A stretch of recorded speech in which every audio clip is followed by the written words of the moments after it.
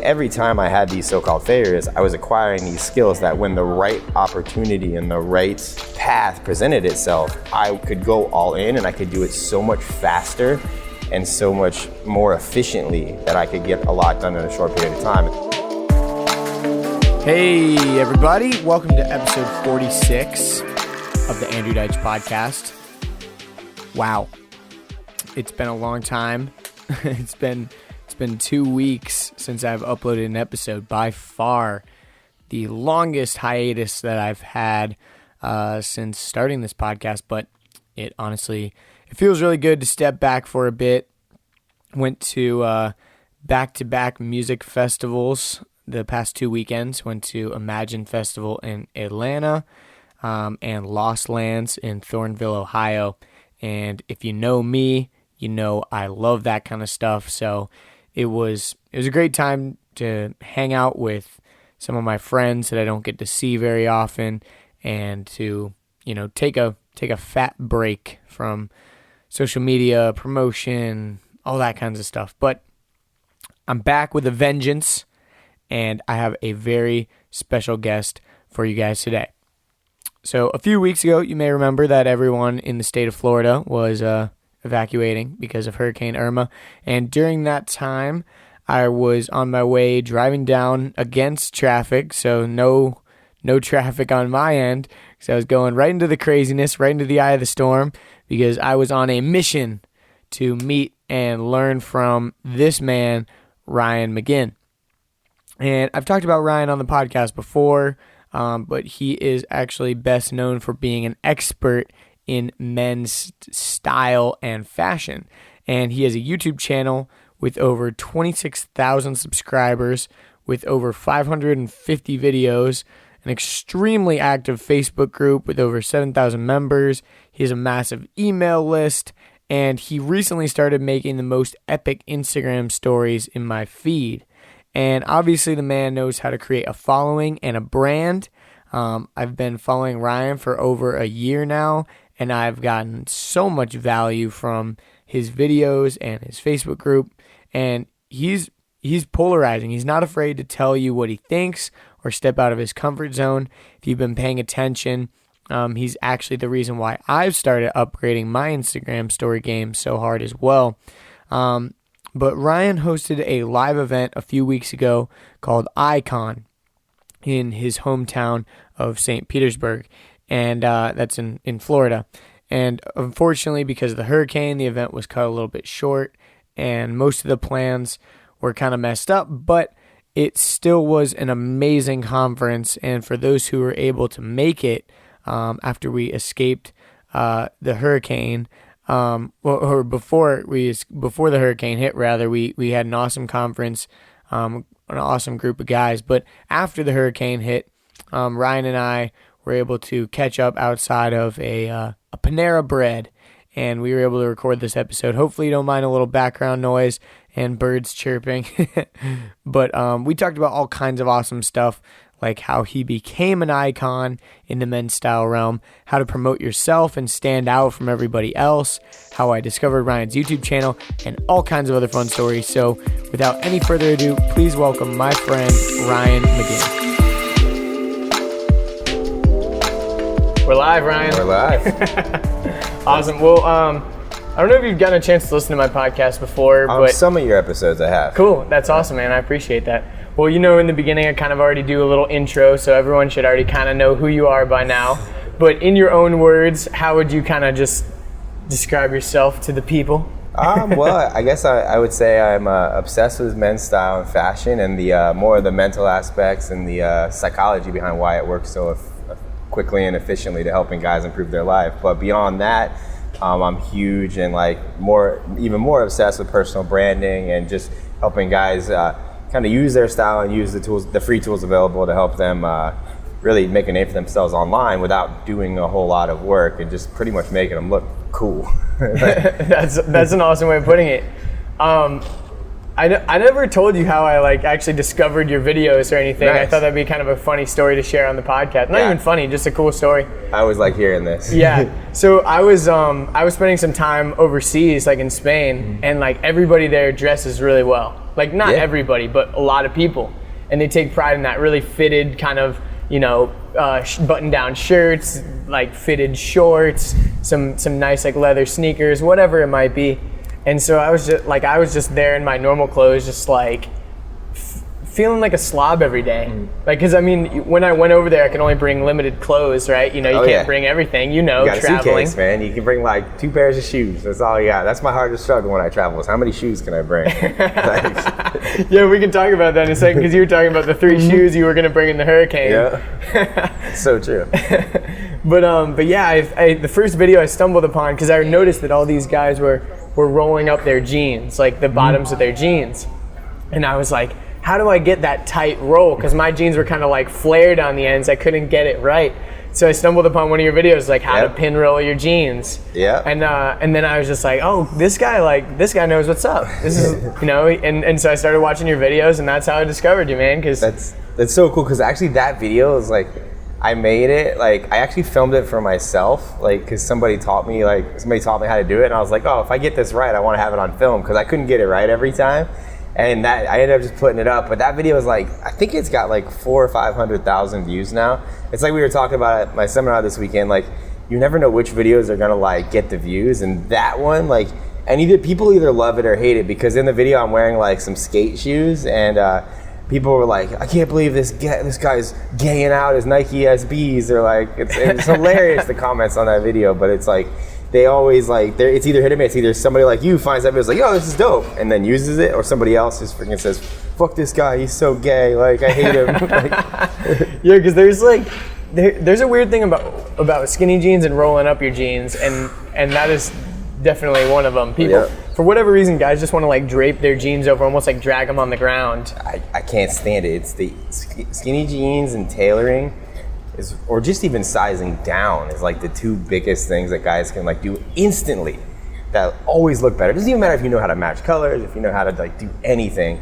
Any guy if they just wear tighter pants and even rolling up your jeans, that's even a step most people aren't even ready to take. But just wearing skinny jeans so it doesn't cover your shoes instantly makes people look better. And then everybody's wearing like XLs when they should be wearing like smalls. It's just like, come on. Yeah. But yeah, those 2 things, I know there's a little tip there, but that, like what you saw, it's just like the little tiny things, like you don't have to do much and you always look better, so. And I think people are afraid to make that step because they don't want to like step out and show that they're trying to improve their image for whatever reason, because they'd just rather just be conformed to what everyone else is doing and just be a normal guy. Well, yeah, for the most part, like when you start changing yourself, naturally the first thing is resistance, especially from all your close friends and everybody that is around you. So you're going to deal with that resistance. And if you don't have like I wouldn't even call it mental fortitude. It's not like you're like trudging up a mountain or anything, but just that little bit of uncomfortableness where you're just like, oh, my friends are probably going to make fun of me for this, but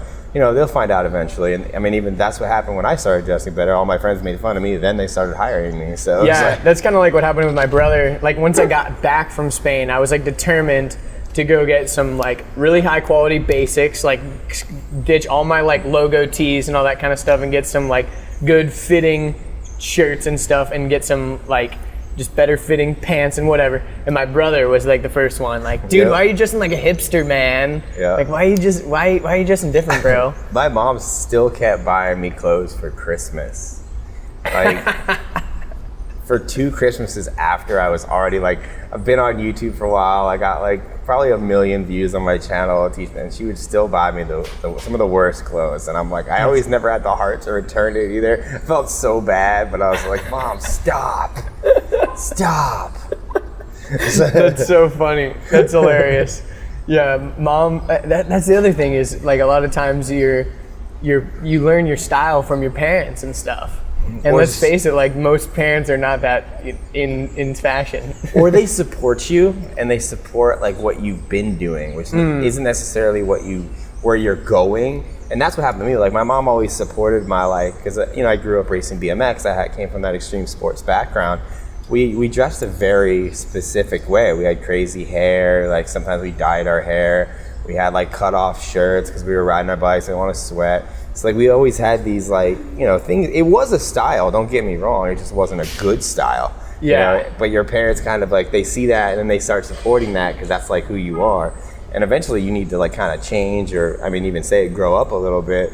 They don't know how to react to that, so they just keep buying you what they know, and that's usually the wrong thing for that time. Totally. Like I remember at one point, like everyone wearing the brand name Polo, like not even just Polo shirts, like the actual Polo horse and everything. So like my dad would always like go all these places and he'd be like, oh, there's Polo shirts like really cheap here and stuff, and I'm kind of like, Dad, I'm not wearing that anymore. Like that's so true. But it's so true. Like your parents want to support what you were like trying to do at one point, and I mean, kudos to them. Like you said, you don't even have the heart to return it. You gotta love them for it, but you just hope that they figure it out. I mean, my parents did. My mom just stopped buying me clothes, but my dad can still occasionally get something right for me and hook it up. So. But so you mentioned like the BMX thing. Obviously, this weekend we didn't talk about this yet on the podcast, but so I went to one of your live events this weekend. It's called Icon. Yeah, it's very awesome. Thank you. I really enjoyed it. And I met your mom there actually, so that's really cool. But you talked a lot about kind of your backstory and like BMX racing and all this kind of stuff. But just so people kind of have an idea of like where you come from and all that, kind of just share a quick story of your life. Well, I mean, like I said, I'm now teaching men's style and like branding and things online, but it started because I was a professional BMX. Well, I was almost a professional BMX racer, and I wanted to continue to be. I wanted to make that leap to maybe try to be a professional BMX racer. And I had the opportunity, but at the time I had a job where I was working for Lowe's Home Improvement, which was a great job. Retail's not for everybody, but at the time, like retail was really good to me. I was there when I was going through college. Most people don't know I have a college degree. It's a 2-year degree in computer animation.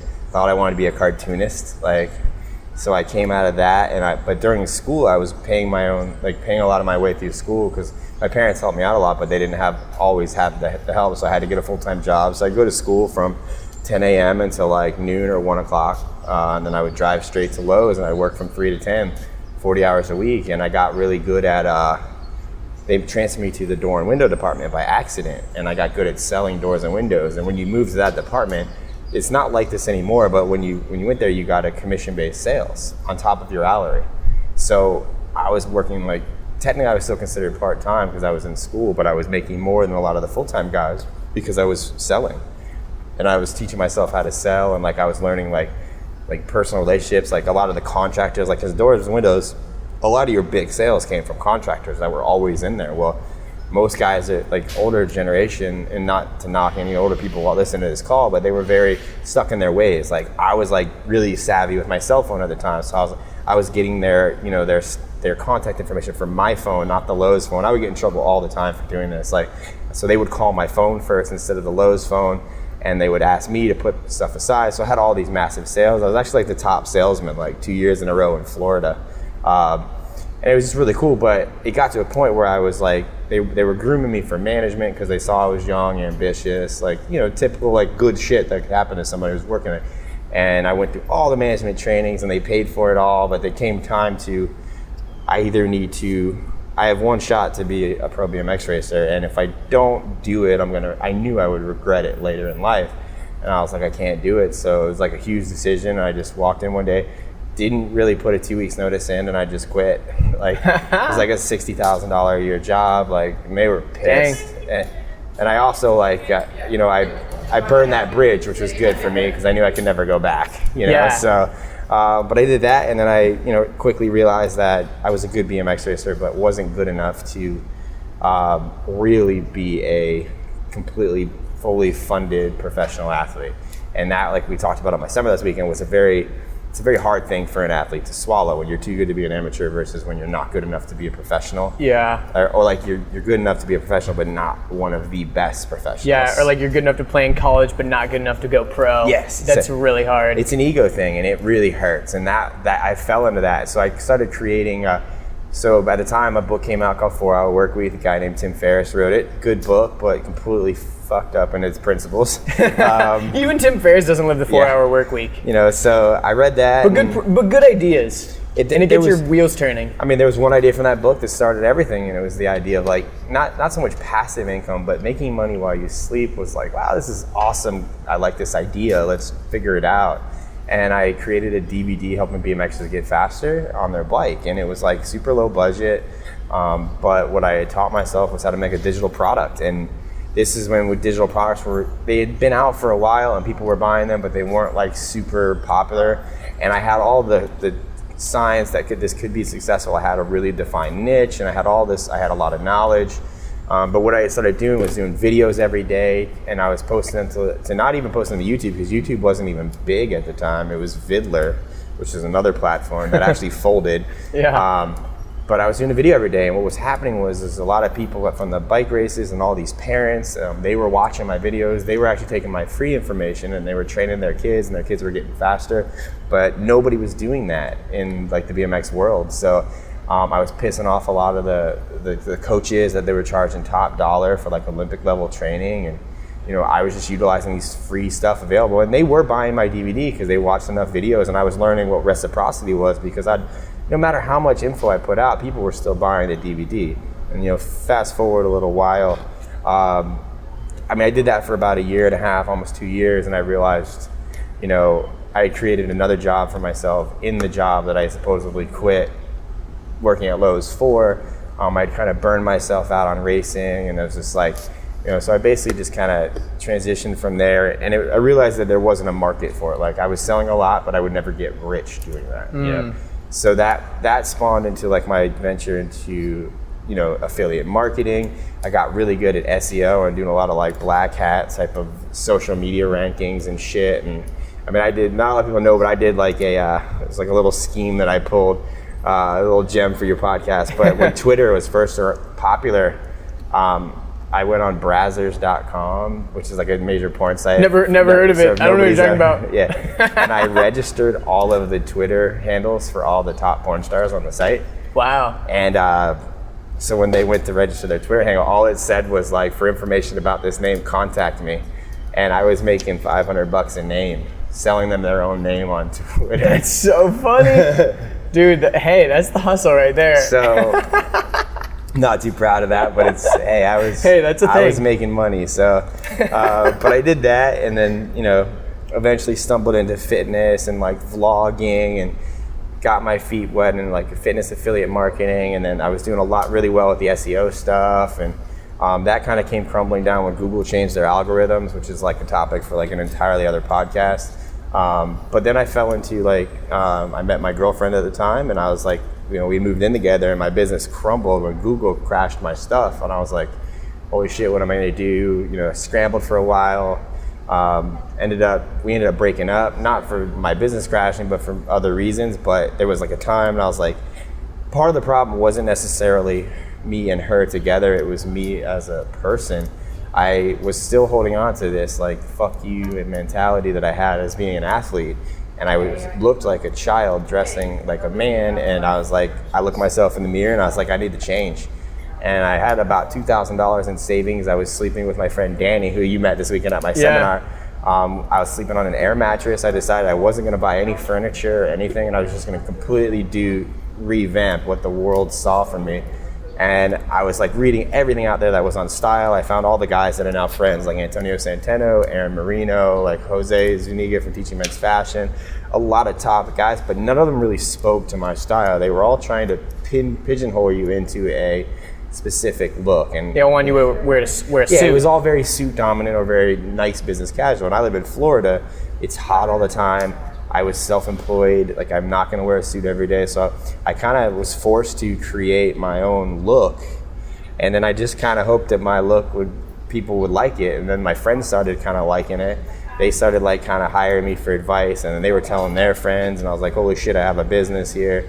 Then I went on YouTube. I just started making videos, and I made a digital product once again because I knew how to do it. And so that was called 51 Handsome Guy Secrets. And fast forward now in 3 years, and I just had a live event with what was supposed to be 38 guys come, but turned out to be 22 because of a hurricane. But I'm stacking seminars and selling. I have over 10,000 customers worldwide, and it's over 5 million views on YouTube, and it's been a pretty crazy ride. That's awesome, man. So like that's cool, because I didn't know the part about how you did the Lowe's sales stuff, because that's interesting, because that makes a lot of sense. Mm-hmm. You kind of got your feet wet with that, and then you're like, I'm just gonna go do my own thing. And I think a lot of people kind of find their way through doing some kind of like shady shit in the beginning too. You know, like you're kind of talking about doing all this weird kind of black hat Google stuff. There's plenty of guys that start off doing like weird stuff. I mean, drug dealers like end up sometimes being super successful businessmen. Like they're running a business. Businessmen. Yeah, for sure. And yeah, that's really fascinating because a lot of people I think can relate to that. One thing that that you talked about was kind of like burning the bridges at Lowe's. Were your parents like super pissed that you just like completely were, you know, they're like, you have a good thing going and you just literally burn the bridges and there's no way you're going back? Pretty sure my mom is still pissed I left that job. My dad, not so much. My dad, I kind of got everybody kind of gets that entrepreneurial bug from somebody, whether it be like their mom, their dad, their grandfather, their uncle. It's always kind of maybe ingrained. I think it's like an ingrained like gene somewhere. I don't know. Yeah. But my dad's, I mean, I grew up watching my dad. He had multiple companies. I even watched a couple of them fail and the hardships that we went through as a family. I was really young, so I didn't really grasp the concepts of like, you know, how bad it really was at times. But I totally understand that now. But my mom's always been a very safe, she's employed by the city of St. Petersburg. She has a pension. She's going to retire in like 2 years, maybe even a year. I think she retires this year. So she does have a very safe path, very fixed income. Not something that I ever wanted. And what I saw myself while I was working at Lowe's, I had a really good income. I mean, it was like $60,000 at 22 years old, but I saw that $60,000 never changing. And no matter what, and one of the deciding factors for me to quit that job was when I went for a management meeting and they were about to offer me manager, like the way Lowe's works is there's like the main store manager, and then there's like 5 or 6 sub-managers that oversee the actual operations. I was about to get one of those positions, which is a very, like at Lowe's, it's coveted. Like it's a very hard thing to do.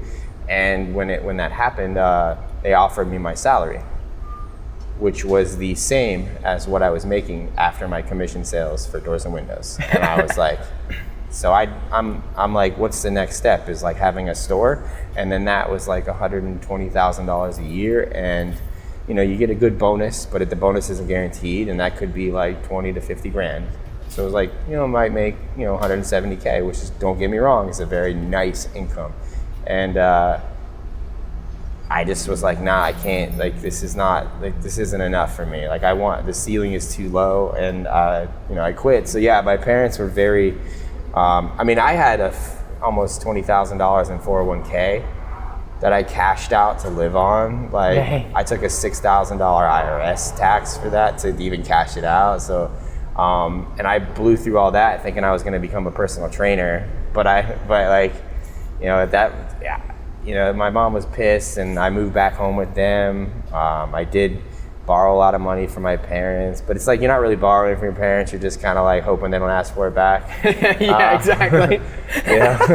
That's a good point. But yeah, like, you know, but I mean, my dad was very supportive. And I talked about that a lot this weekend, how a lot of your close family and friends and girlfriends, significant others, like, they may not support what you're trying to do. And it's a very hard decision whether or not to cut them out of your life. And yeah, I mean, me and my mom didn't talk for a while, like, and that's, you know, just what I had to do to kind of get here. And, you know, they eventually come around if they want to, but you know, you can't force them to do anything. And but my dad was always very supportive. He was always working on his business while I was sitting there, like, building these SEO websites at 3 o'clock in the morning, because I always worked better at night. Yeah, and I slept really I'm with late. you. You know, that has since changed because I have a daughter, so now I have to wake up early. But yeah, I mean, the parents were a little pissed. My dad thought I should have had a little better backup plan as far as I should have transitioned better. My mom was like, "You're an idiot. I can't believe you did that." Yeah, I think a lot of kids, I mean, I've looked at the breakdown of my statistics of who's listening to this. It's a lot of young people, obviously, you know, makes sense, not too many 60-year-old guys are going to be listening to a 23-year-old guy talking on a podcast, just the facts. But a lot of people are reaching out to me just like saying, like, dude, I love listening to your podcast, so motivational. I'm like, I don't really know what's that motivational about it, but I think the thing that's motivational is just the fact that I'm like doing something that I actually want to do rather than something that my parents want me to do or the society expects me to do. And that was something interesting that happened to me after my freshman year of college. I actually dropped out and I made a YouTube video called why I dropped out of college. And I think right now it has like 15,000 views or something. Because like it pops up in the related videos of other stuff. But at the time I was in a network marketing company, kind of like affiliate marketing a little bit. I was like slinging nutritional products and stuff. A lot of people start there. Oh yeah. And so I was generating a ton of leads because there was all these kids, kind of like what you were saying, like you wanted to take this leap, but we're just kind of like, most people are too afraid to do it. And there are tons of people just on my website giving me leads, just saying like, yo, I think I should drop out of college too. Yeah. And all this stuff. And I'm kind of like, well, if you think so, why don't you just like do it? And they're like, well, my parents, blah, blah, blah, or my friends, blah, blah, blah. And it's like, you got to make, that's a hard decision for a big pill for people to swallow. I think now, I think the generations and the, I would say society is changing. Like now it's acceptable to drop out of college, which I think is kind of I don't recommend it for most people. Like, cause we always like, oh, I have experience. Like looking back, like when I was in school, that was like the easiest time of my life. Yeah, I was in school doing stuff, but you're not really in real life yet. Like when you come out of college, like rent is due, you have to get a job, like life starts happening to you. And I don't think like kids or young men of today, I don't think they put enough emphasis on that, the pressures of society and what it's about to bring. And it's like, I have a lot of guys, I was at an event I think it's like a month and a half ago now. So my good friend Jason Capital, I mean, he has a big following. He gets like 400 or 500 people to come to these events. And the number one question, he has like 1 million YouTube subscribers or something crazy. No, he's actually smaller on YouTube, but bigger on like through email following and stuff. Gotcha. But he's got like 60,000 YouTube subscribers, but he has very large reach. He's got a very but he stacks a lot of people into these seminars. And the number one question that kids kept asking me, and I say kids, but younger guys than myself, where Ryan, I'm about to go home and I'm going to drop out of school and I'm going to do this internet thing full time. And I'm like, first off, you're calling it an internet thing. You have no idea what you're getting yourself into. And I was like, and I am not here to deter you from doing this. I think you should. I was like, but before you drop out of school, you need to understand what you're about to walk into. And we talked a lot this weekend at the seminar about managing expectations. And I think a lot of kids have way too high of expectations if by dropping out of school, like that's the answer. And honestly, like if you're going to school from like 9 a.m. until noon, and that's all you're doing, and you're living on school loans and your parents are paying for it, or you're on scholarship, stay as long as you can in school and work your ass off when you get done. Like, cause you don't have real life yet. Like, don't go drinking every night. Drink on the weekends, but don't go drinking every night. Don't go to parties every night. Do some shit that matters and fund it. Like that, and that's like, kids have that opportunity today. And like, it just frustrates me when they're like, I'm just gonna quit. It's like, okay, well, when you quit, I give you 3 months before your parents are pissed off at you and they tell you need to go get a fucking job. And then your job, you're gonna need to get a full-time job, which is 40 hours a week, which you just cut off a lot of time that you could be building in your business on the side. Exactly, man. Yeah. I hate it when I see like these kids, I mean, most of them are friends on Facebook, and they're always talking about, oh, I'm bored, Netflix, blah, blah, blah. And they're always talking about all this time that they're bored and stuff. I'm like, dude, how do you have all this like free time? Yeah. Like, I'm so jealous. Free time's nice. I used to have that. Yeah, especially when you're a dad now. Yeah. Your free time is stolen. But I mean, it's just, to go back on what you're saying, I just think if you're listening to this and you're a kid, or a younger man, and you're thinking about dropping out of college, I urge you, like, unless you're paying for it for yourself, and it is for something that doesn't matter. Like, if you're trying to get a business degree, or you're trying to get like a general entrepreneurship degree, or something that you're paying for and it's fucking stupid out of your own pocket, don't drop out immediately. Like, and then get a job and figure out how to build your business on the side. But if you're somebody who's like, you're in school, it's being paid for, and your parents are kind of like making you, but they're paying for it, like, just let them do their thing, but take classes that matter. You don't necessarily, your first like 2-3 years, you don't even have to declare a major. You can just take a bunch of classes. Like, there are skills that, like we talked about at Icon this weekend, like coding, graphic design, HTML, audio engineering, video editing. Like, all of these things are classes in college that they can take that they don't. Like, that, that are just, you can just bounce around from class to class and sign up and do what you can, take the bare minimums, but take all your elective classes, which are all the shit you want to know, because all that will help you become a better speaker. Or, I mean, public speaking is a huge thing. What is it? Accounting. Like, when I have to pay the IRS, like, half the time I don't know what I'm doing and it scares me. Like, it's, or I have to pay somebody to do it. And these things that, if you can have an understanding about it, like, you will be far better off as an entrepreneur when you come out. And I think more kids should do that instead of just saying, fuck college, stupid. And also, if you're out of town and you're getting all that social experience and life experiences, like, don't give that up. Like, just, because the entrepreneur life is lonely, which I'm sure you know. Like, it is not easy. Nobody understands you, and it is like, you're working alone 95% of the time. And that's what I appreciate about this podcast, is because I see a lot of people, for example, that are like making music and they're trying to make it as a musician, or especially like an electronic musician that's just sitting on the computer making music. And it's like you spend hours and hours and hours making this thing and then put it out and just hope people will listen or like it or anything or whatever.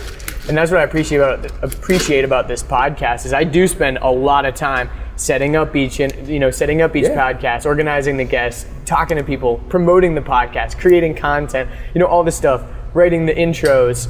But then I do get to sit down and have an awesome conversation with somebody, and that's the part that I like really enjoy. And I really enjoy having people reach out to me saying they love the podcast, because that's, gratification. It's amazing. It's a good feeling. It is. It's great. But that's what I love about it, is I get to kind of make something with someone else that I respect, which has been super, super fun.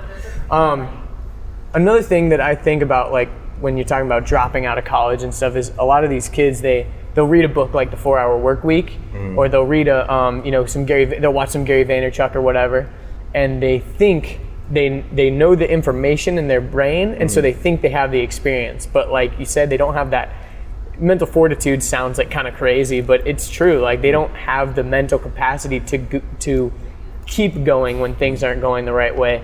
And like you said, this is like your third thing. This is your third or fourth or fifth quote unquote internet thing. Like, you had the BMX stuff, then you had personal training, then you had the kind of Black Hat Google stuff, then you kind of stumbled upon this style thing. And so people don't understand that. They think their first thing is going to be the thing that works, but you've put in the groundwork and learned all these underlying skills that have made you be able to be successful in this space now. Yeah, I mean, when you're going through all these, and I would, by all standards, they're failures, and that's what people would call them from the outside.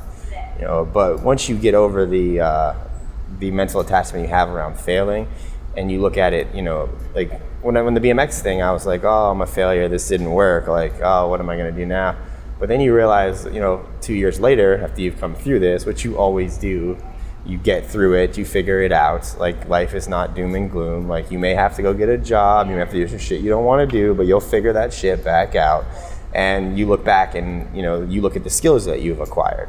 And every time I had these so-called failures, I was acquiring these skills that when the right opportunity and the right path presented itself, I could go all in, and I could do it so much faster and so much more efficiently that I could get a lot done in a short period of time. And that's like what you were saying, like, by the time I was like, yo, styles, this might be a thing that pays, let's try it, let's go all in on this. And then when I did, it was like, I knew how to edit videos because I had made like 350 of them for the BMX guys. I knew how to make digital products, so I have done that all the way up to that point.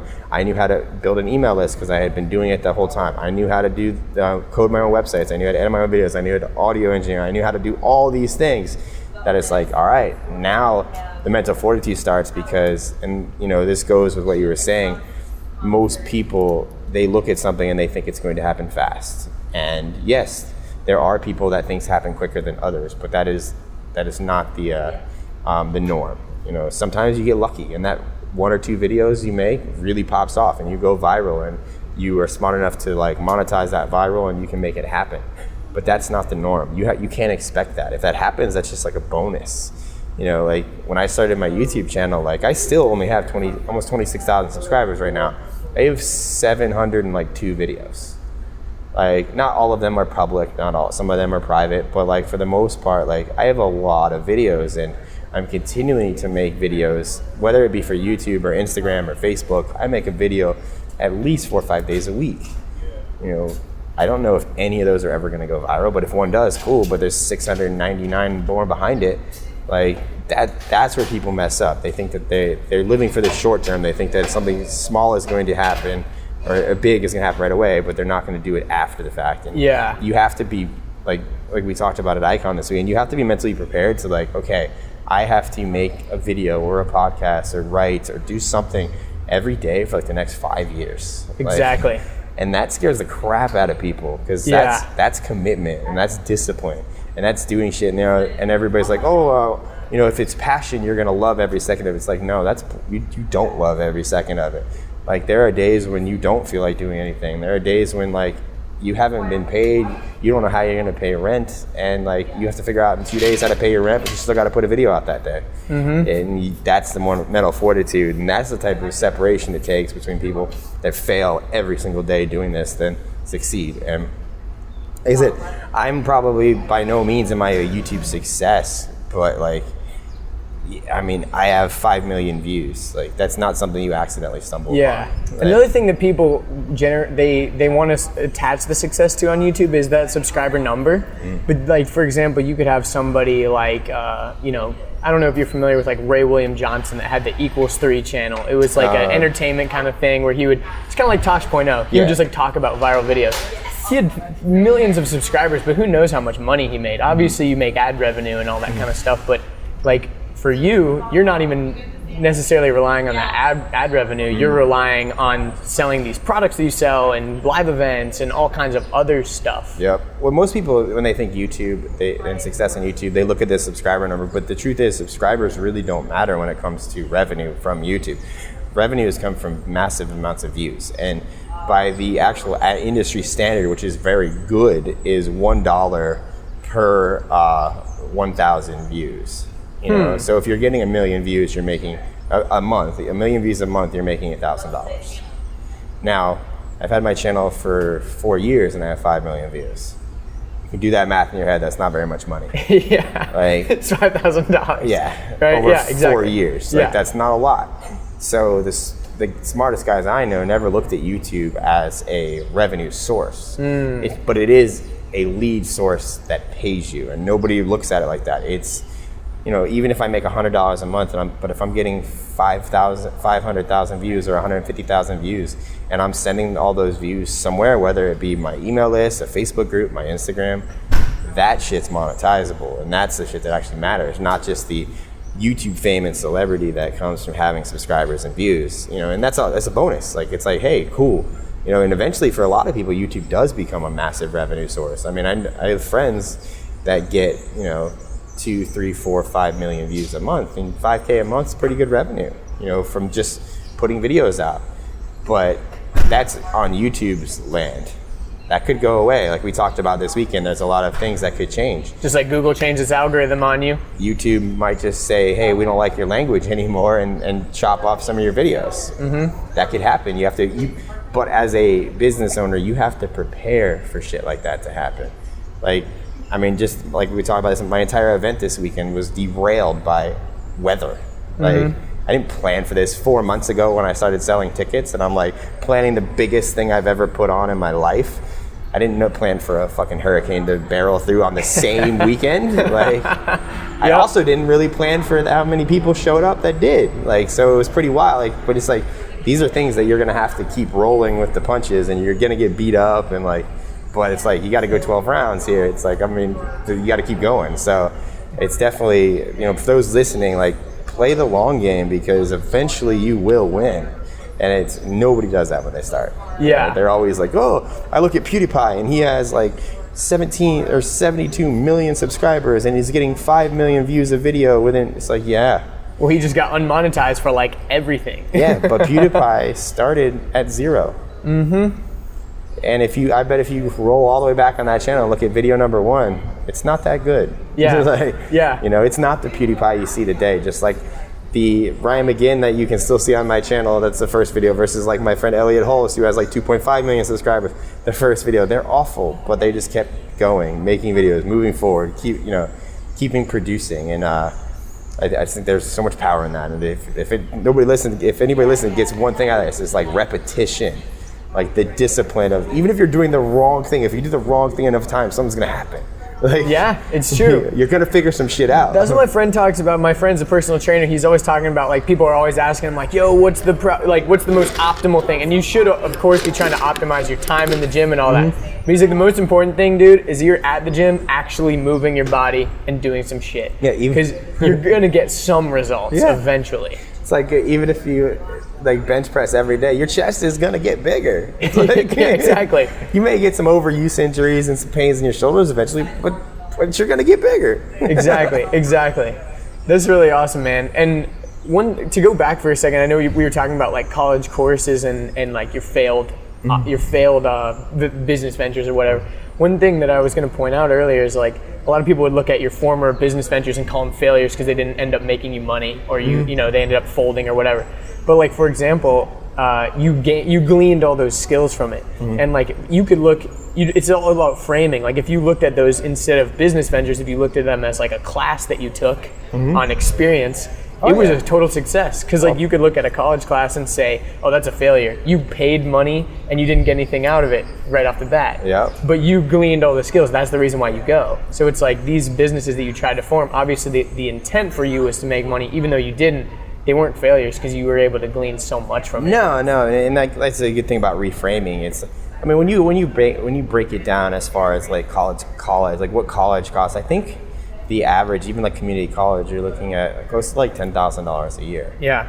And that's not counting like lodging and stuff if you're staying at the school, but meal plan and all the fun stuff you do. But for the most part, let's take the base number of $10,000 a year. If you wanted to learn a skill, if you invested $10,000 into a specific skill, it's a worthwhile $10,000 investment. Like, I have a lot of friends that are like in school and they're like trying to do like they're learning to be digital marketers, like Facebook ads. I'm like, oh, but you want to know how to do Facebook ads? Go put $10,000 into Facebook ads. Exactly. You'll learn quick. You're gonna learn real fast, like, because you're gonna lose that first $5,000 and be like, holy shit, what did I get myself into? And I need to not lose this next $5,000. And you probably will lose that next $5,000, but by the end of that $10,000, you just got a crash course in badass paid traffic, because you are not gonna make those same mistakes. And like, there's power in just doing, whereas most people just get sabotaged by the education. And I think, you know, I love Tai Lopez, and Tai Lopez, for those listening, even though he's a massive guy on YouTube, he's a social media, like, he is a Category 5 hurricane on social media. Yeah, he's like a mogul. He just is like taking over everything. And he's a brilliant guy. But one of the things that made him famous, one of the things that got him on the map was that he's reading a book a day.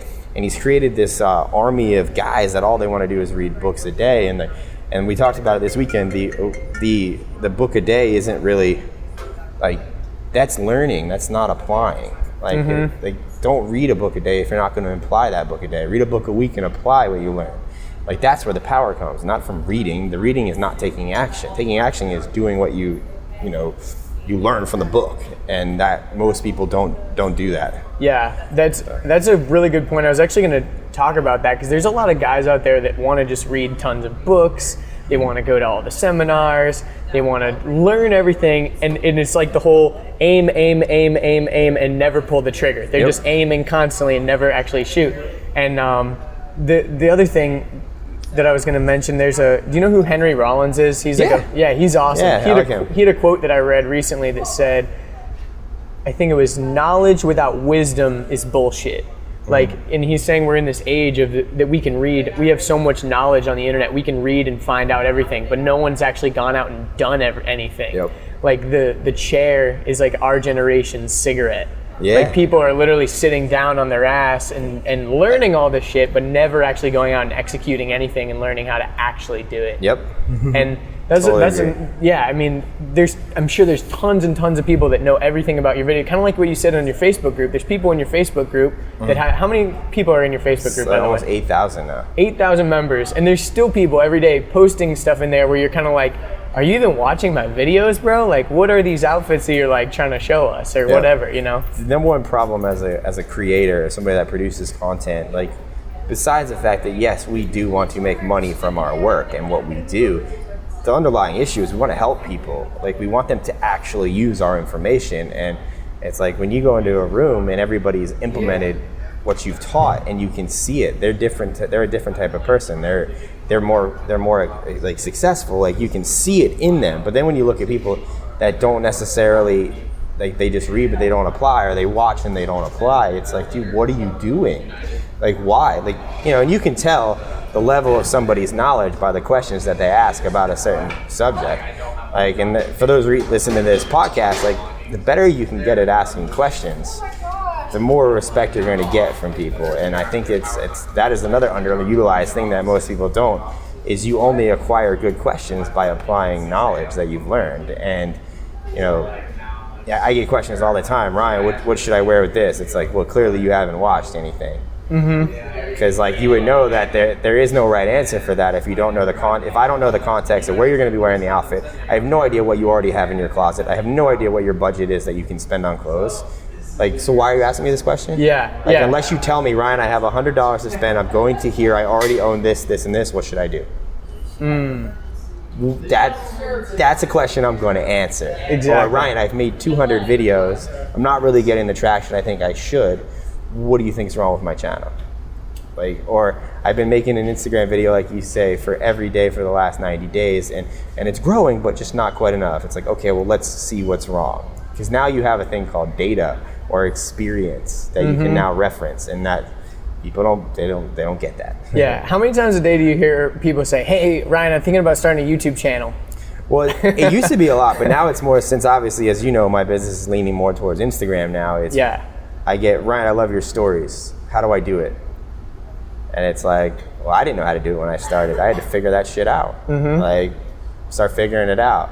Oh, all right, well, are you gonna make a course on it? It's like, well, yeah, probably, but you're still gonna have to figure it out. Yeah, like, exactly. It's like, you know, or it's, Ryan, how do you know, how is your lighting so good? Or how is your production quality has gone so high up, how do you do it? Like, there's a million YouTube videos on lighting. It's like, I've watched so many tutorials from other people like myself making content, some bigger, some smaller. Like, I don't care where the knowledge comes from. And for those listening, like, if you find a YouTube channel or you learn something from somebody who probably has maybe 500 subscribers, leave them a comment and say, keep going. Like, I like this. Like, it helps me. Because it's like, it is a grind. Like, there is no ifs, ands, or buts about it. You're going to struggle and you're going to hate it and you're going to keep going. You know, so, but yeah, it's like, you got to play the long game. If somebody were to ask me a question, Ryan, I have 250 YouTube videos, and I'm just like, I'm maybe not, you know, growth is happening, because growth will happen if you have 250 YouTube videos. It's just not happening as fast, because these are the questions I ask people. You know, I'm like, hey, I got, 26,000 subscribers. My channel is getting like 500,000 views, 700,000 views a month. It's just not growing like it should. What do you think's like? Is there a problem? Am I doing something wrong, or do I just need to keep going? Like, and then you'll find there are maybe some problems, and then you fix them, and then you keep going. Like, that's it. Exactly. Yeah. So, but definitely, like, once again, it's repetition. I cannot hammer that into people's heads enough. Especially that want to be digital entrepreneurs or internet entrepreneurs. For sure. We talked a ton about Instagram stories at the conference this weekend, and you just brought it up a little bit, because you're really investing super hardcore into this Instagram stories product that I think is fascinating, because at first I treated it like a Snapchat clone, which it is, but I think that you have to treat it different than Snapchat. What do you think the biggest mistakes are with people in that realm right now, and where do you think it's going? Obviously, I already kind of know this, but for the people listening, it's going to be big. I mean, for those listening, we're talking about Instagram stories specifically, which is a 24-hour video that disappears at the end of 24 hours, which is a very short-lived piece of content. And it's basically copied from Snapchat. And the reason why I'm investing more into Instagram than Snapchat, because I'm still putting my stuff on Snapchat too, but my focus is by all means Instagram. And the reason I did that was because if you break things down into, like, you got to look at the source and look at what's going on behind the scenes that maybe you don't see. And obviously I don't know data into Facebook or Instagram or Snapchat, but I can look at, okay, who owns Facebook? Mark Zuckerberg. Mark Zuckerberg offered to buy Snapchat for an absurd amount of money. They said no. Now, Mark Zuckerberg seems to be a very egotistical, very driven guy. So when you tell him no, he is going to get a little irritated, a little pissed off, because he wants that, and you're not going to give it to him.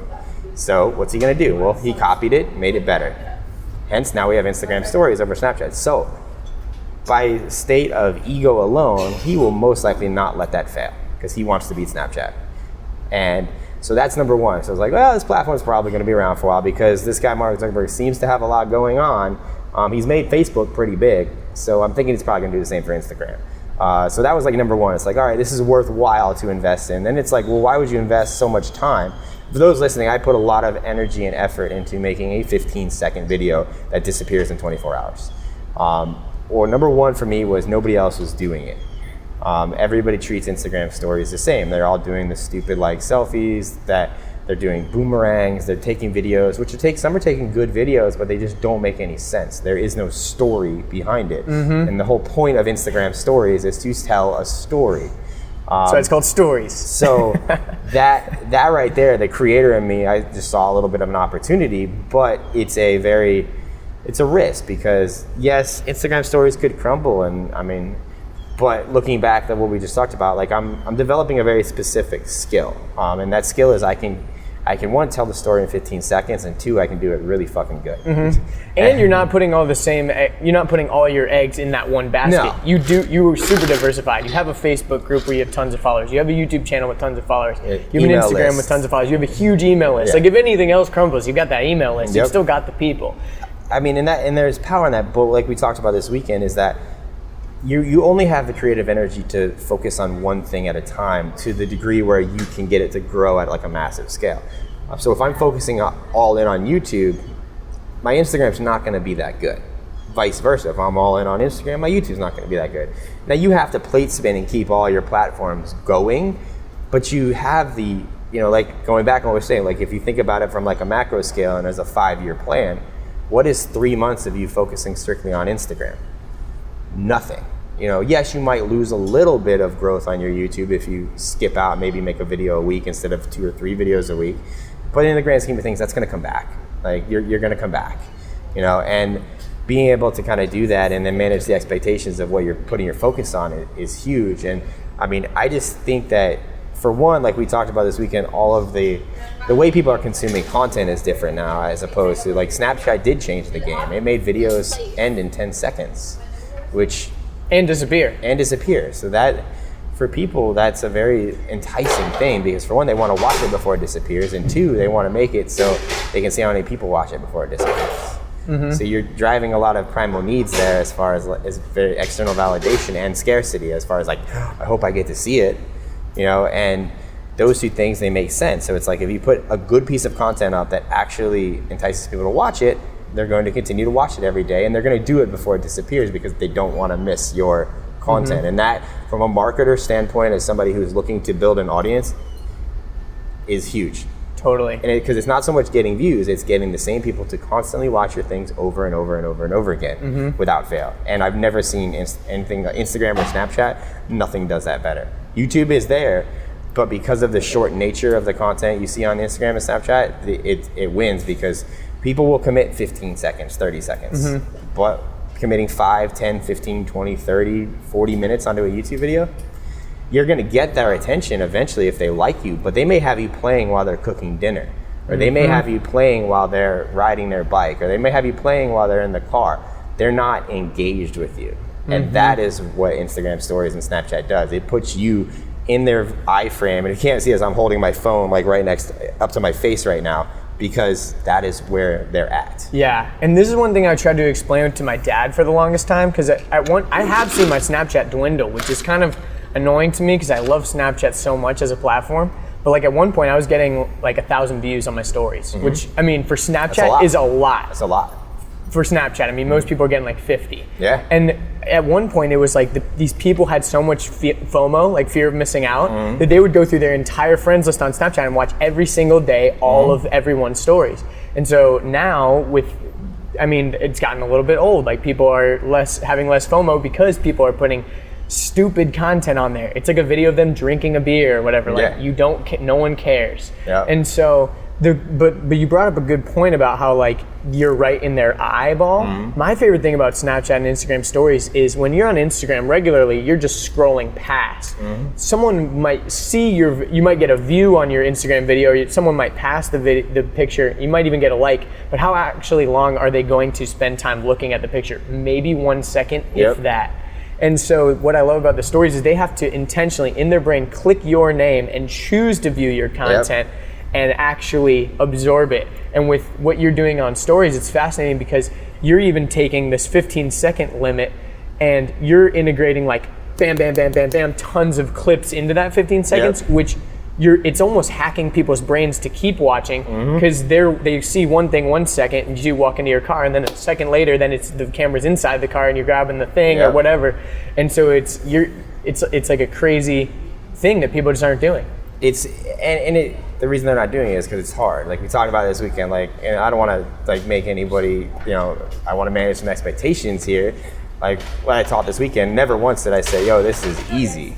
Like it gets easier when you do it for a while, but for the most part, it's hard. And I guess why I say everybody should commit at least 21 days or 30 days to doing it every day so they can get that pattern of what it takes.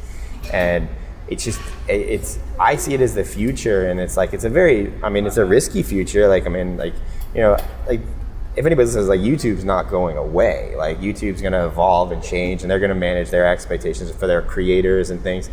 But with stories and like, there is a wave, and if you're a creator and you're trying to start something from scratch today, you want to be behind the wave. You want to have the wave pushing, and pulling you along. You don't want to be in front of the wave with the wave about to crash on you, or after the wave with no momentum. You want to be right behind it, just fucking surfing it to shore. And that's what I think Instagram Stories is right now.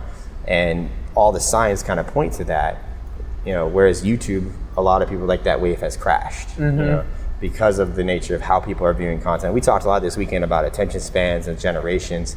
Like, I urge you guys listening, you said your audience is younger. My chances are they're around people with phones. Like, look at what they're on. Instagram or Snapchat. Like, they're not on, like, they go to YouTube to watch some shit, but they're on Instagram, Snapchat. Yeah, they live on those platforms. They live on those platforms. Even some people on Facebook, like in groups and stuff. I think groups, because I know this has been more YouTube, Instagram, but I think groups, obviously I have a group of 8,000 members. I think that groups are going to continue to thrive because people are looking for that community. And same thing with where forums were 4 or 5 years ago, you would go on forums. Facebook groups are a forum, and that's what I saw it as when I started, not so much as a revenue source, but a way for me to answer questions and put myself in an authoritative state. And that has paid off dividends because that's basically what I've built. And I think that's going to continue to grow. It's going to be harder to manage. I don't know what they're going to do there to put things in place to help guys like myself who have these large groups manage them. But, it seems like they're investing pretty heavily into the Facebook groups product, because I've seen a lot more tools kind of coming out recently. Yeah, we just got analytical tools so we can see what times are best to post, what members are most active, that just came out. I've only had it. I know it had the bigger groups, some of the larger over 20, 30Ks had it, a few months ago, but I just got it, I think about 2 months ago. And, just as another question, there's a tip there as far as when you have something that, even though if it's not as big as other people's, I know a lot of other people with large groups. Yeah. Because they see everybody has a group that's doing something. So you don't actually have to be the biggest. To get in these groups of people, you just have to be the size to be on their radar. And they're doing a lot more with groups. Yeah, for sure. As far as people out there listening to this, I'm sure a lot of people that are aspiring entrepreneurs, or they do own their own business or whatever it might be, and they want to create a Facebook group. Maybe they have a Facebook group and there's just nothing going on in there. Yeah. It's just a ghost town. What drives people to actually post in there, and what kind of tips can you give to people to actually grow engagement and actually have a purpose for their group? Because a lot of times people just have a group for the sake of having a group, and nothing happens. Well, the biggest thing is you have to build your group around a cause that people can kind of either rally around or get behind. Now, my group isn't actually the best example of that, because I originally created my group as a bonus for my customers to ask me questions that bought my product. So I was adding more value to something that people were purchasing. And that worked. It got me to 50 to 100 members maybe. And I had like was 3,000-4,000 sales of a certain product where this was the bonus for. So I realized it's like, okay, maybe it's not that big of a value add, but what can I do? So I looked at some of the other more successful groups. And I was like, what are they doing that I'm not here? And the first thing I saw glaringly was my name. The name of my originally was 51 Handsome Guy Secrets Customers. Nobody's gonna just wanna join that. So I changed it to more or less my brand, which is Handsome Guy Secrets. Now, the cool thing about that is, one, yes, it is my brand, so you have to know me before you kind of know what it is, but it's kind of curious. Handsome Guy Secrets, they want to know, what are the Handsome Guy Secrets? So I had that going for me, and then I had to kind of create a culture around it's cool to be dressed better, and that's kind of like, you want to unwrap a culture into your group so where people will come back and want to be there. And all these happen, they don't happen right away, but the main tip is, if you, for one, name it something that can cause people to rally around. And one of the examples I used this weekend was my good friend Ryan Mickler. He has a group called Order of Man. I don't have to explain, that's a cool name. People want to be a part of the Order of Man. I have another friend, Colin Terriot. He has Cult of Copy, which is a copywriting group. It's huge. Cult of Copy, everybody wants to be in the cult. I mean, even basing it off of like some stupid shit, like there's groups dedicated to like, I hate Lindsay Lohan. Yeah. Or I hate Justin Bieber, or I love Justin Bieber. Yeah. You're giving people a cause, something to rally around. And that's tip number one, to get people to actually want to be in there. And number two is, it's a grind to get people to post and continue to post and comment. So the first like 500 members for me, I made it a pact to post once in the morning, once at night. And even if nobody wrote anything on there, I would comment something.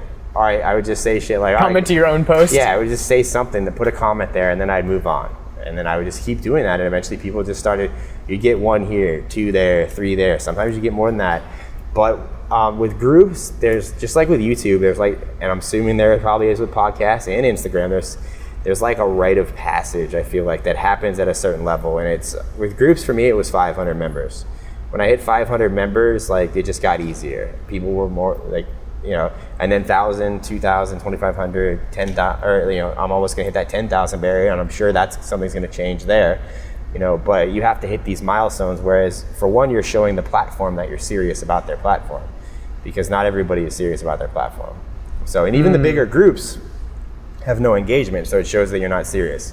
So, I mean, those are my best 2 tips there. But really, like, giving something for people to rally around, and that's not going to come to you easily. You have to think about that for a while. Definitely. Like, and how to relate that to whatever you're talking about. Like, that's why.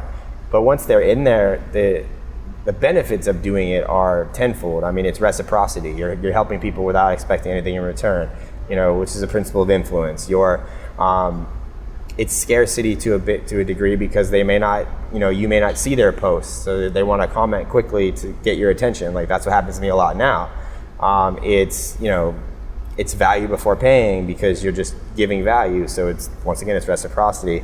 It's authoritative, because you're the one that owns the group, you're the one that answers questions, and you're the fucking mayor of that group. So you have an authoritative stance in that group. But I keep going, but those are like the biggest ones that it does. And most people are like, how do I create authority in a niche? It's just like, start a Facebook group. Yeah. And then if you start adding in interviews with experts, you can do videos. If you don't want to do videos, you can still do videos inside the Facebook group, so it's private. But yeah, there's just a new number of benefits that most people don't even realize. And I didn't even realize half of them when I started. I just thought it would be a cool idea, because I used to be a forum kid. Like, I was just on forums. And I was like, yo, it's kind of like a forum. Let me start it for style. And now, I mean, there's some that are bigger than me, but for the most part, like, when it comes to engagement and like level of members, like mine, I'm pretty sure crushes most of all the other groups that are triple the size of me. The biggest one, I think, is Antonio's, which is like 36,000 members. And he's got a lot of engagement, but, and we talked about this weekend, he's not really making as much impact. And that's what I'm about. Like, I wasn't at first, but now I'm about making an impact. And you have to do a lot of things to get, first, people have to watch you on video. They have to repetitively watch you over and over again. And you have to be talking to them like you're a fucking human being. Yeah. Like, but also an authority. Like, that's what I really appreciated about your YouTube videos, was it was like you were unashamed to like show that style. And that, I think what most people are looking for even is just like permission, or they want to know someone else is doing it, because they don't want to be They don't want to be an icon. They don't want to be someone that's putting themselves out there because they're afraid of being made fun of or whatever. But but like for me, when I was dressing a certain way, like, and my brother was like, "Oh, you're dressing like a hipster," or whatever, I was able to be like, "Well, Ryan's a cool guy. I like how Ryan is presenting himself on YouTube and stuff," and so I'm not gonna let that go against me because I know that someone else out there is doing it this way and they're looking badass while doing it. Yeah, I mean, people get paralyzed too. Like when it comes to being an icon, or it's basically a leader. It's a cool name to be a leader. Like, or somebody or an expert in a field, and you're portraying that to the world. Most people are just they want to do that. They love that idea, and maybe they're not afraid to do it. But once again, going back on the repetitive nature, it's like you're gonna get beat up. Like Julius Caesar, like all these, like even fucking Hitler, like these guys were leaders, icons. Not necessarily maybe for the right thing. And they were polarizing, that's for sure. And they might not be the right thing, but like even Jesus Christ, even, like all these people, like, fucking Jesus died. I'm not a big religious guy, but like the story is that Jesus died for his mission, his cause, his path.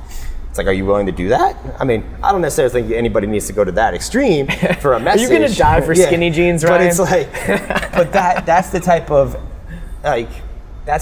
energy and passion that has to come out when you're making your content. And if you have that ability to kind of do that, you're already an authority. You just don't realize it yet. And you become an authority just because like you just spit like it's a rapper. You just like spit your lyrics out to the world and say, all right, you like it, cool. If not, somebody else will.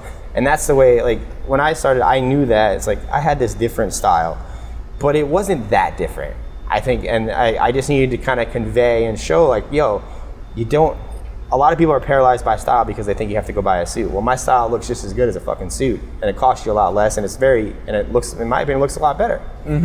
Because and I just needed to convey that over time, and it's not something, once again, you don't go into it for one video and everything's going to be good. I knew that, like, we're 400 or 500 videos in right now, and I'm kind of getting my message across to the world now, so that's what as a leader, as an icon, you need to be able to do. And if you just, like with video, it's like 100 videos. Like if you can just commit to like 100 videos, start with 30 days. Then when you hit that, then do 60 days, 90, 120, like just keep going. And by the time you get to 100 videos, you're an authority, whether you want to be or not. Like that's what you know. Yeah, I feel like 100 is such a solid number. It is, and it's like I've never met anybody that didn't do 100 of something that didn't have something to show for it. Some may be successful, some may be a little more or less successful than others, but they accomplished something. And it's just like, 30-day challenge, 90-day challenges, 100 video challenge, 100 podcast challenge, like we were talking about. Like these things, like just if you do it, you will be a leader. You will be an icon. You will have something at the end of that that's tangible that you can like, wow, this, it may not be money. It may just be an audience. Yeah, and an audience is powerful. And an audience is money if you know what you're doing, or it may just be, a skill. Maybe you just, it's like, fuck, man, I did 100. I realized, man, I'm kind of like, I thought I wanted to do podcasts, but really I don't want to do podcasts anymore. Let's try video. But now the podcasts are there. You may revert back to it, but like, and that's okay if you don't want to. Like at 100, you're going to have data and you're going to have a solid understanding of like the output of creativity and everything you need to do to keep this going. And that for some people is like, yeah, this is a little more than I wanted. Like that's why like when I'm doing the stories now, like I don't do them every single day now. I because life sometimes gets in the way. But like I know once I hit like 90 days, I was like, all right, I can keep doing this. This is still fun. I may not get them out every single day just because mine take a lot more work than putting up a boomerang. Yeah, exactly. So, but people, like I've seen now that once you garner that repetition of like people watching, that you miss a day or two, when you come back on the third day, the views are higher because they missed you. Exactly. And that's what you want. Exactly. That's super awesome, man. I know just a second ago we were kind of talking about how like on your style videos you look better in you look as good as someone in a suit without trying too hard, and it costs way less. Yeah. And there's according to like my Instagram statistics, there's a lot. That's where I'm getting a lot of data from. I have about 35% female listeners and about 65% male listeners as far as that breakdown. So there's a lot of guys listening to this right now. Yeah. And probably most of which are not really giving too much of a shit about what they're wearing and all that kind of stuff. I think females obviously have style down pat. Most of them, at least, have a general sense, because it's kind of ingrained in the female culture. You kind of learn it from your mom or whoever, or your friends or whatever. And there's so many resources out there for girls. And for guys, I mean, there's tons of resources out there, but a lot of times it's catering towards a more maybe gay clientele or whatever you might say, flamboyant or whatever, or it's super high end, like a GQ magazine. I mean, they're like, okay, this outfit was like $2,000, and it's like, what am I supposed to do as a normal ass dude? So I mean, you already have an audience, but you've got an audience right here that has a lot of guys in it. What kind of like practical advice? Obviously, you have 700 YouTube videos that they can go fall back on and learn more, but what are some kind of like basic stuff that you would encourage them to go out and do? Well, like we talked about this weekend, one thing that I wasn't always for this at first. I was just telling people to kind of wear like what I would call a uniform, and that being like what I call the daily uniform, which is you wearing the same thing kind of similar day in and day out, but making sure it always looks good. And that used to entail a pair of darker colored skinny jeans, a nice pair of boots, or a nice pair of black dress shoes, a white or a V-neck, or a white or a black or burgundy V-neck or crew neck t-shirt with like either a black denim jacket or a blazer, depending on your style. Like that was like what I called the handsome guy uniform, and that still works to this day, but that became very unpractical in Florida in the summertime, so I had to change that really quickly. But you know, style is based off context and like confidence. Like, so you need to know the context in which you are going to be portraying yourself for most of the time, and then you have the confidence to, you know, depending on what level of confidence you are at, is how far you want to go on the style spectrum. And I say that as like sometimes you can wear things that are way more out there than what normal people are going to see, but if you don't have the confidence to pull it off, it's going to kill your style because you're not confident in it. So I urge people to really get to know context and then implement what I call the one level above rule. And it's like super simple. It's just like, think about where you're going and what the average, and you don't have to know this as the specifics, but like the average look of somebody there, especially the guys. You know, obviously you're guys listening to this. And when you do that, you're gonna kind of see, you'll figure out some commonalities. Like let's say a typical nightclub. Okay, a typical nightclub, guys they're gonna be like, I'm wearing my going out shirt, which is usually gonna be a dress shirt that is 2 sizes too big. It's gonna be untucked. They're not gonna button it up all the way. They're gonna be wearing darker colored jeans or like dress slacks that don't fit them. And for the most part, maybe a old pair of like square-toed dress shoes or some pair of old dress shoes that they bought like 4 years ago for a wedding they had to attend. That's the typical dude. So it's like, all you gotta do is come in a little bit higher than that guy and you're gonna win. So all you do is you can wear the same thing, just make sure it fits you well. Like that's it. You know, go take the same stuff to the tailor, spend $20, get it tailored, get your pants tailored, get your shirt tailored. But pretty much, like, so that's the context there. Like networking events and interviews, people tend to come in way over the top. They wear suits when there's nobody even in the freaking building that wears a suit. Like that's going, I've seen that so much. Like that's going above context. That's just too much, you know, and you can be an asshole for doing that. So it's just getting to know where you're going to be, but the general rules apply. Like you can never go wrong with, like you said, elevated basics, nice fitted black, white, gray, burgundy, you know, teal, like olive green shirts, you know, black, gray, light denim, skinny jeans, a pair of dress slacks, a pair of black wingtips, a pair of black boots, a pair of brown wingtips, a pair of brown boots. All these can be had for any and all price ranges from $50 on up to like $500 for shoes, you know, and it's just once you build a wardrobe that's versatile for the context that you're going to be in like 90% of the time, you will always be the stylish guy. And I know that was like a little bit like above most people's maybe mental capacity for what they're at for style, but like literally, like you said, I have a ton of YouTube videos for like specific stuff. Like if you go to my channel, there's an essential series. I think it's like 26 videos. If you literally buy each of those items, which I show you, like I even link to most of them, but they're older videos, so they may be a little bit, the links might be dead. But that is like the core of a wardrobe. And once you have that core and you know where you're going to be all the time, then you add in the flashy shit where I'm saying that you need confidence to wear it. Like skinny jeans may be out of your comfort zone yet, so you just want to stick with regular straight jeans. That's fine. You'll look better in the skinny jeans, but you can wear those other ones and still look better than other people. Mm-hmm. You know, but it's like, you know, and some of the things that like items that I would say I can't live without, which might help you guys listening, which would be a pair of like premium white leather sneakers, like that look luxury. Light skinny jeans, black skinny jeans, a white dress shirt, a black dress shirt, a black blazer, like a black denim jacket, a light denim jacket. All those things are like should be in every dude's closet to rock. Yeah, I totally agree with that. Obviously, because I appreciate your style, but and they're all in the essentials. Exactly.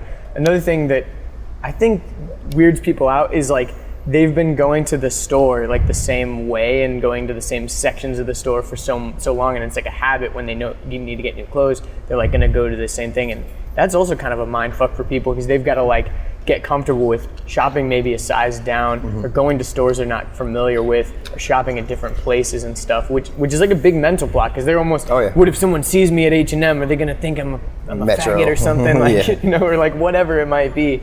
That's another big mental block. Yeah, most guys, it's not cool to be into style. They think it's like a metrosexual thing to be into style, which is not, you know, and once you get over that, you'll be fine. Yeah, exactly. But yeah, you're gonna be shopping at. I don't know. I see a lot of people shopping at H&M, so I don't know why it's a big deal to shop there. Yeah, exactly. Even guys or that Forever 21. Like H&M, Forever 21, Zara, Cotton On, J.C. Penney's. Like, for the point of this, you know, podcast, there's no right or wrong as far as brands. It's just figure out what you like and then start buying the nicer shit of the same shit you like. You know, because we're not in high school. We're not going to get made fun of if we wear the same type of thing every day or the same outfit every day, which is like a high school thing to do. Yeah. Like you just get used, like you can wear like literally variations of the same outfit 5 days a week and nobody will care. Yeah, especially if it's kind of basic stuff. Like no one's going to make fun of you for wearing a gray plain t-shirt every day. Nope. Because they're not even going to remember that you wore it the day before, really. Exactly. But they will remember that you look better than all the other guys. Exactly. So. Very, very true. One thing that you talked about like recently on your YouTube channel is you coined a new style called street sharp, right? And that came about from like this high-low contrast type of thing. And like when you started talking about that in your videos, I don't know, for whatever reason, that name plus like the explanation of it just like really clicked for me. And I think for a ton of other people, and I think a ton of guys could really like take value from even just knowing the concept of it. So if you can just explain that for people. Like you said, there's in men's style, there's like you're either dressed high, which is like suits or very high tuxedos, very well dressed. And then there's low, which is like your street style, which you see a lot of guys wearing, which is like, so for example, like suits and tuxedos is high, ripped jeans and long tees and things that are trending right now are low. Or back in like the 90s, it was baggy pants and baggy shirts. That was low, whereas like suits, again, were always high. So when you come in on the high end of the spectrum, you're usually spending more money. Like suits are expensive, getting them to fit right is expensive.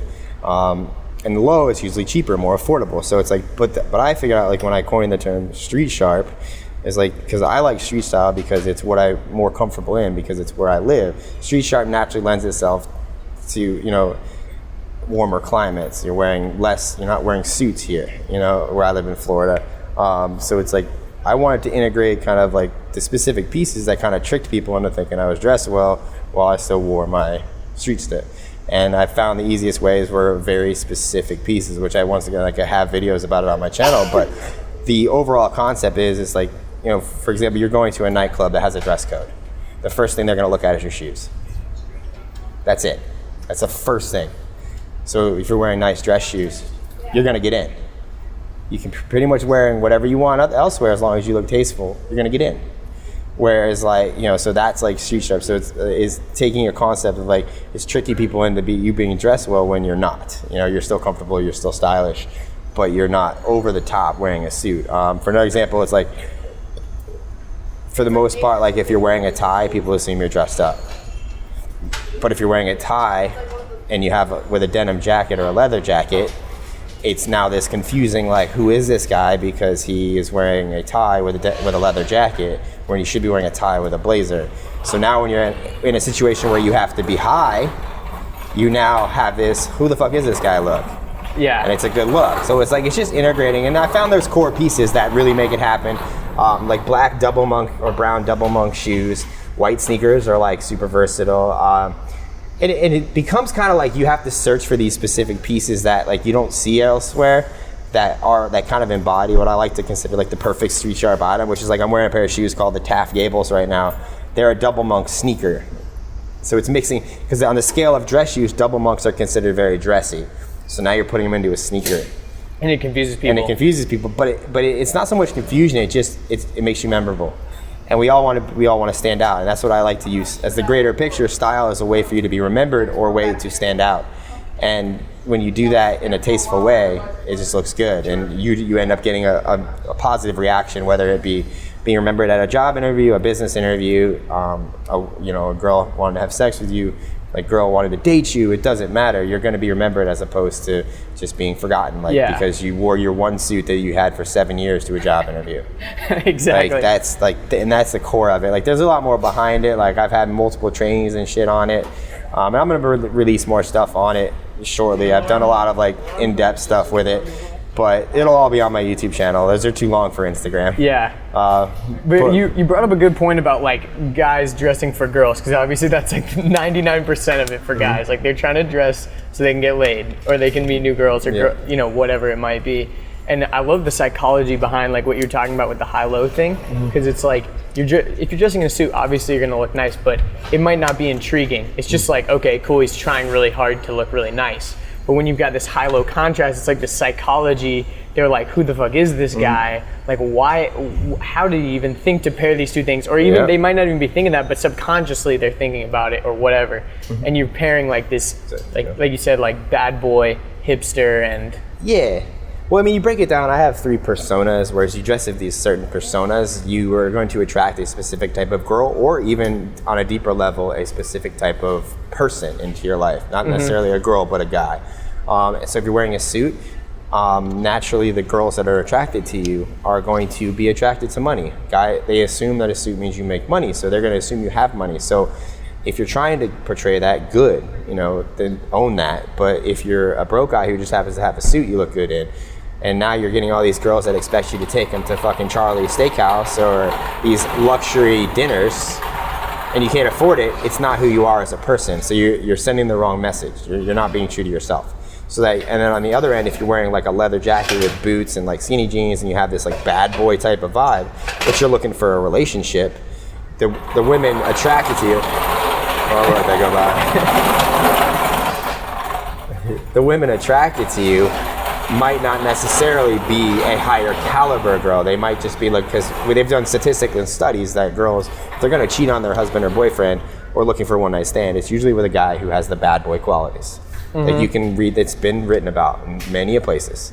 I'm not making this up to make it's just it's there, whether you want to believe it or not. Like riding on the back of a motorcycle makes them feel you're a bad boy, alive. So if you're looking for more of a long-term type of relationship, or like a wife, or like, by always dressing in that caliber, you're going to be sending the wrong message. And then our last one, there's like hipster, which is kind of a combination between the two, but you tend to attract more of like the aloof women, the very artsy.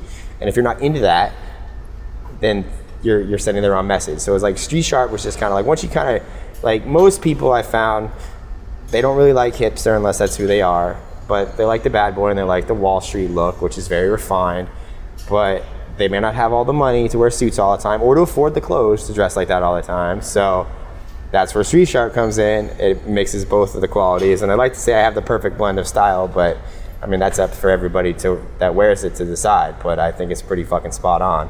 But yeah, that's like, I like to break style down because it's a tool. And it's like a weapon that you can use to get what you want when you're in certain environments with people. And if people listen like, oh, fuck this guy, like I don't care what the world thinks about me, like I'm not, judge me, but if you judge me, I don't want to hang out with you anyways. It's like, no, that's a very shallow and short-sighted way to think, because they're judging you regardless. So you might as well control that aspect of your life. And that's why like style to me will always be, I did a pretty long presentation on persona this weekend, which style was a large part of it. I don't think you should be obsessed with it. I'm pretty obsessed with it, but even I once you kind of define and figure out what you're wearing, you shouldn't be always thinking about style. It should be natural. It should be effortless. It should be just, this is who I am. You want to be remembered, not the guy that goes over the top, but like, oh, I'm with it. Oh, Andrew's coming. Shit, he's going to dress pretty good. He always dresses good. I got to step my game up. That's who you want to be. And in your group of friends, if you follow my advice, or even my other style bloggers' advice that aren't me, like, you'll be that guy. And you will once again elevate your group of friends to be around you, which makes you a more authoritative, more high status person. So like there's a lot of qualities and benefits. We can go like many different ways of why it's good, but that I hope I convinced a lot of these guys that you should care. And a lot of girls listening are going to be like, damn, I need to show this podcast to my boyfriend. So, and any, if there's literally start on my YouTube channel, there's the Essential series. It's on my main channel page. It's like 20-something videos that you don't need to buy anything that I sell. Yeah. Watch those videos. I mean, I want you to pay me eventually, but that's everything. Like that's my brain. Like start here. And that's why I made it, and yet still people don't start there. That's very true. One other thing that I was going to say about like the attraction thing, like a lot of people, they might already be in a relationship, they might already like have a husband or wife or whatever. Oh yeah. But even just taking advantage of these things, maybe you're not trying to attract a new partner, but maybe just rekindling some of the attraction that you already have. If you start dressing better, I think a lot of guys just kind of start dressing like slobs because they're just like, I'm just trying to be comfortable. My wife already loves me how I am, blah, blah, blah. But don't you like it when your wife dresses up nice and looks good? Like your wife or your girlfriend will think the same way. Well, it's more of a, it's a respect thing. And like especially if you're married or you have a significant other, you're a team.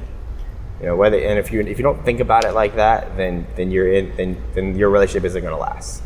Like especially if you have a child, like that complicates things immensely. But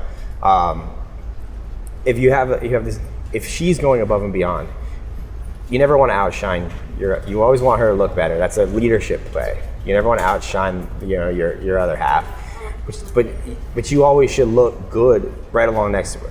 And that was one of the reasons why me and my girl broke up, was I didn't look good standing next to her. Like I looked like an asshole standing next to her, and like and when it really comes down to it, like most relationships, guys and girls, this is not just specific for guys, but women, like you get this comfort zone. Like and women tend, like maybe women put on 10 pounds, maybe guys put on 10 pounds, maybe they put on 15, 20, 30 pounds.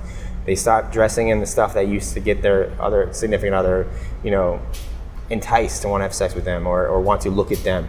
And that does happen. Like that's a struggle you will fight if you're married. And I'm sure a lot of the married guys on this are, in relationships for a long period of time. You will fight to like have to always want to step it up for your significant other because she's gonna hopefully love you either way.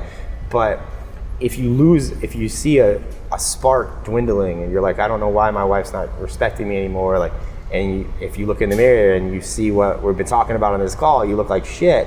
It's an easy way to fix it really quickly. And you don't even have to ask her permission. You have to say shit. Just go to the fucking mall and start dressing better.